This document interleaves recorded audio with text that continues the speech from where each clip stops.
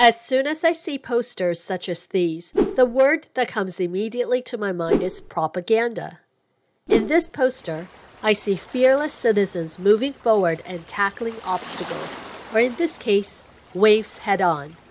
The poster is encouraging its citizens to go out and aim high because the West will fear the East. And this poster informs the citizens that a revolutionary industrial and agricultural movement will be realized if they all pitch in together. But propaganda is always misleading in nature. This so-called movement that promised great progress led its people to the greatest famine ever experienced in history. So, who was responsible for the Great Chinese Famine? What exactly caused the Great Chinese Famine? Why did China fail to fight the famine? Who suffered the most during the famine? And what did the Chinese eat during the famine? The Great Chinese Famine was a period between 1959 and 1961. It is widely regarded as the deadliest famine and one of the greatest man-made disasters in human history. The famine that killed up to 45 million people, more than Hitler and Stalin combined, remains a taboo subject in China 50 years on, where it is referred to euphemistically as the 3 years of natural disasters or the 3 years of difficulties. The most stricken provinces were Anhui, Chongqing, Sichuan, Guizhou, and Hunan.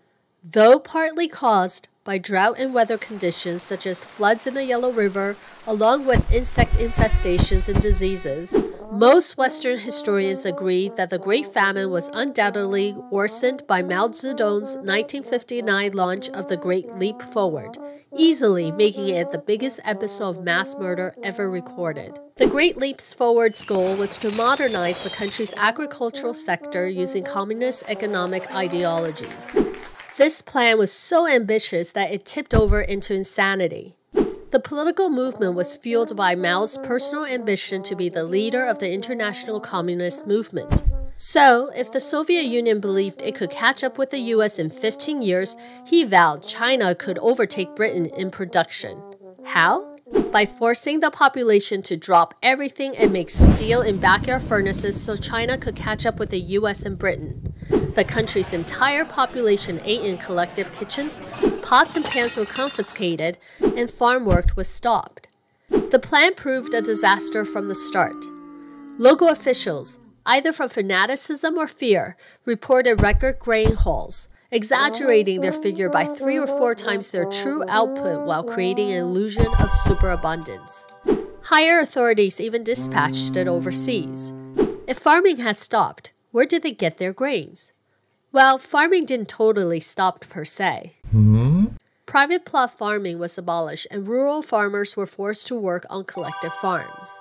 Unproven new agricultural techniques were quickly introduced around the country, such as close planting, where seedlings are planted densely together in hopes of increasing output, but had the opposite effect instead. What are you doing? But it didn't stop there.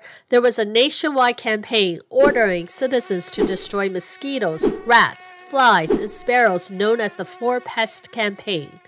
Mao believed that these pests contributed to low crop yields.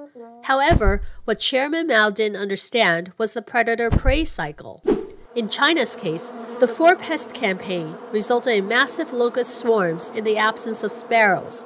Grain production fell sharply again. What? With these techniques and innovations in hand, the central government assigned regional party leaders production quotas for the communes under their control, and their output was then appropriated by the state and distributed at its discretion. In Xinyang, people starved at the doors of the grain warehouses. As they died, they shouted, "Communist Party, Chairman Mao, save us!"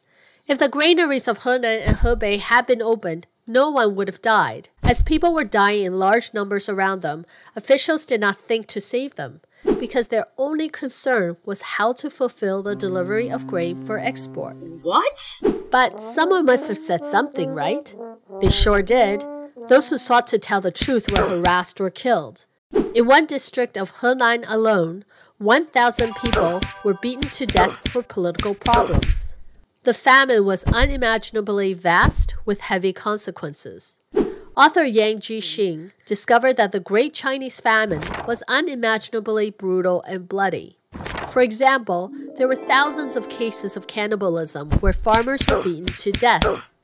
People died in the family, and they didn't bury the person because they could still collect their food rations. In Gansu, they killed outsiders for food, and they ate their own children. Terrible. Too terrible. Due to the scale of the famine, some have speculated that the resulting cannibalism could be described as on a scale unprecedented in the history of the 20th century. Like all dark history, there were rays of light. For example, there were certain officials who, within their own local parameters, were able to save lives by covertly distribute grains because they were able to ignore the central government's directives.